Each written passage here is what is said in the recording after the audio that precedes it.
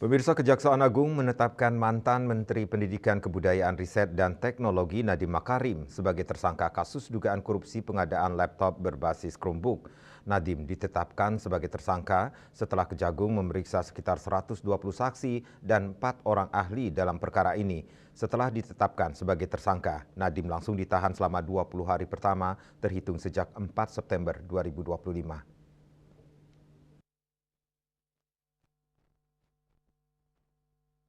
Kejaksaan Agung menetapkan mantan Menteri Pendidikan Kebudayaan Riset dan Teknologi periode 2019-2024 Nadiem Anwar Makarim sebagai tersangka kasus dugaan korupsi pengadaan Chromebook dalam program digitalisasi pendidikan tahun 2019-2022. Nadiem ditetapkan sebagai tersangka usai menjalani pemeriksaan ketiga kalinya pada Kamis 4 September 2025.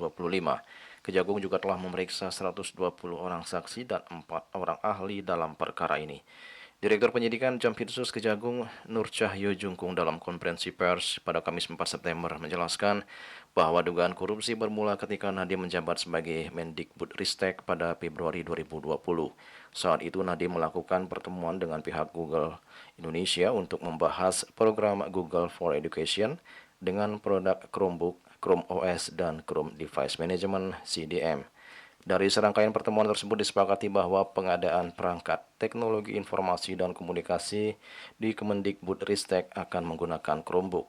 Nadiem juga diduga memerintahkan pejabat teknis penyusun Juknis dan Juklat yang mengunci spesifikasi Chrome OS. Kemudian pada Februari 2021, Nadiem menerbitkan Permendikbud nomor 5 tahun 2021 tentang petunjuk operasional dak fisik yang dalam lampirannya sudah mencantumkan Chrome OS. Kejagung menilai langkah tersebut melanggar sejumlah regulasi diantaranya Peraturan Presiden Nomor 123 Tahun 2020 tentang petunjuk teknis dan fisik tahun anggaran 2021. Kemudian Peraturan Presiden Nomor 16 Tahun 2018 Junto Peraturan Presiden Nomor 12 Tahun 2021 tentang pengadaan barang jasa pemerintah.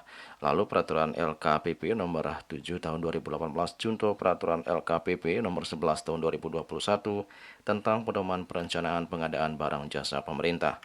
Dari pengadaan ini negara diperkirakan mengalami kerugian sebesar 1,98 triliun rupiah. Jumlah tersebut masih dalam proses perhitungan oleh Badan Pengawas Keuangan dan Pembangunan BPKP. Untuk meloloskan Chromebook produk Google, Kemendikbud sekitar awal tahun 2020, NAM selaku Menteri menjawab surat Google untuk ikut partisipasi dalam pengadaan alat TIK di Kemendikbud.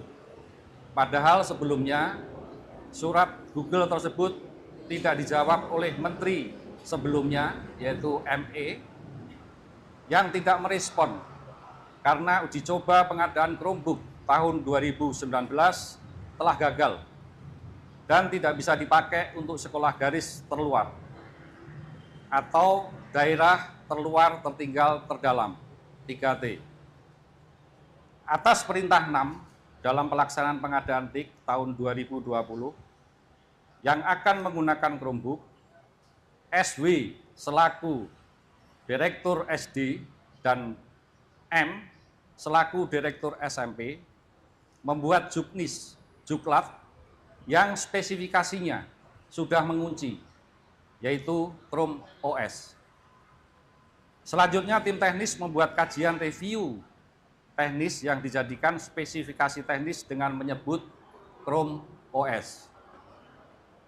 6 pada bulan Februari 2021 telah menerbitkan Permendikbud nomor 5 tahun 2021 tentang petunjuk operasional dana alokasi khusus fisik reguler bidang pendidikan tahun anggaran 2021 yang dalam lampirannya sudah mengunci spesifikasi Chrome OS. Ketentuan yang dilanggar: 1. Peraturan Presiden nomor 123 tahun 2020 tentang petunjuk teknis dana alokasi khusus fisik tahun anggaran 2021.